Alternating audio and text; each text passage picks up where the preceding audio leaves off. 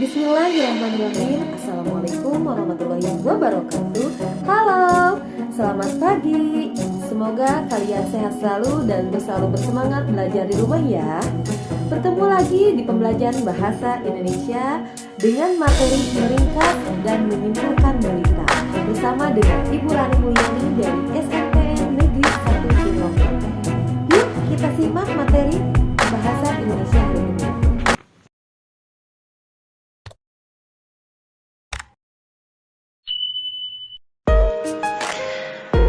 Pembelajaran jarak jauh Bahasa Indonesia dengan materi meringkas dan menyimpulkan berita kelas 8 semester 1 bersama dengan Ibu Rani Mulyani dari SMP Negeri 1 Cipokor, Kabupaten Bandung Barat.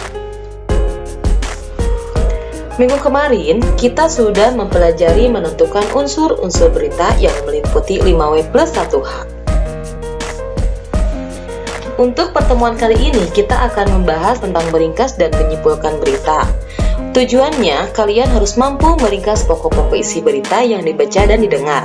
Yang kedua, mampu menyimpulkan pokok-pokok isi berita yang dibaca dan didengar. Yang ketiga, mampu memberikan tanggapan berdasarkan berita yang dibaca dan didengar. Nah, kita akan bahas yang pertama itu ada ringkasan berita. Ringkasan yaitu penyajian karangan yang panjang dalam bentuk yang lebih singkat dan efektif.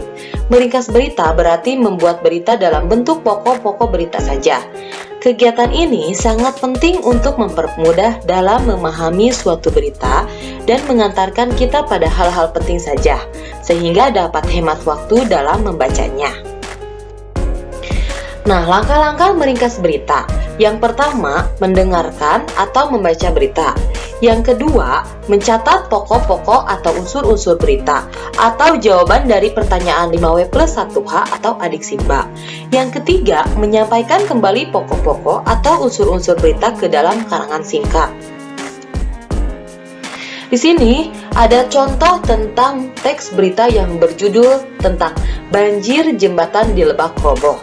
Kalian tinggal baca saja dan pahami unsur-unsur beritanya.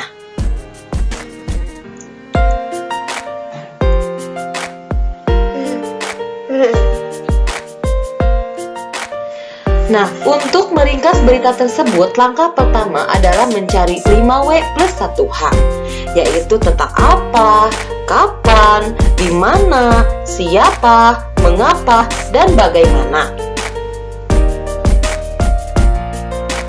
Setelah menentukan unsur-unsur beritanya, barulah kita bisa membuat ringkasannya dari berita tersebut.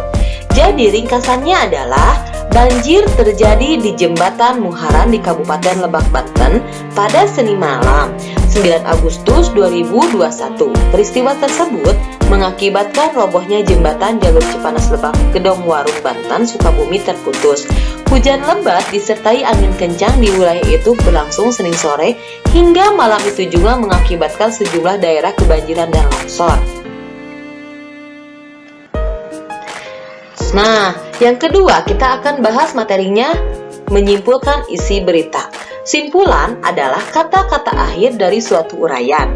Simpulan berita harus memuat unsur-unsur berita dengan rumusan lebih ringkas. Dengan demikian, simpulan tentang isi berita harus memanfaatkan ringkasan yang telah dibuat sebelumnya.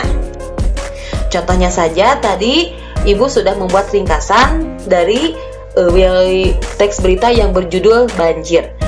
Nah, ringkasan yang tadi adalah banjir terjadi di Jembatan Muharan di Kabupaten Lebak, Banten pada Senin malam, tanggal 9 Agustus 2021. Peristiwa tersebut mengakibatkan robohnya jembatan jalur Cipanas Lebak, Gedong Warung, Banten, Sukabumi terputus.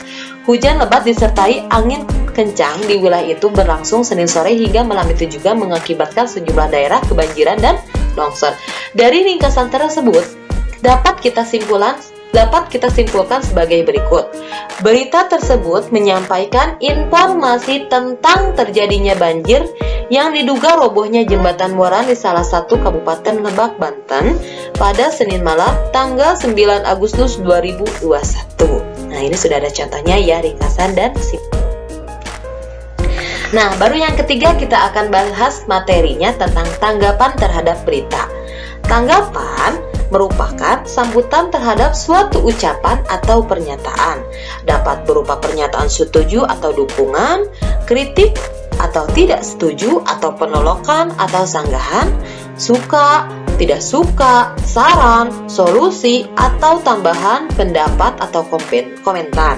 Tanggapan yang dikeluarkan harus bersifat objektif dan disertai dengan adanya alasan logis. Ibu, Aspek-aspek tanggapan terhadap berita sebagai berikut. Yang pertama ada isi atau unsur berita yang terdiri atas kebenaran atau kelengkapan isi berita. Yang kedua ada bahasa berita, terdiri atas penggunaan kalimat dan pilihan kata.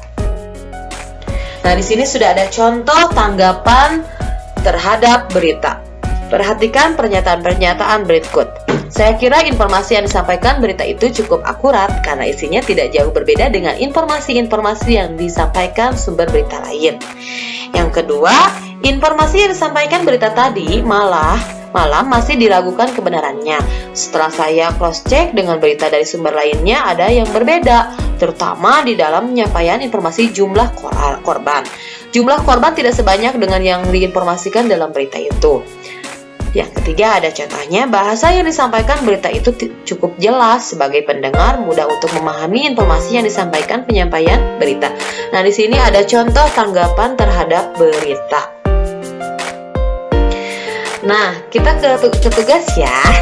Tugas untuk minggu sekarang, buatlah ringkasan, simpulan, dan berikan tanggapan terhadap teks yang kalian buat minggu kemarin.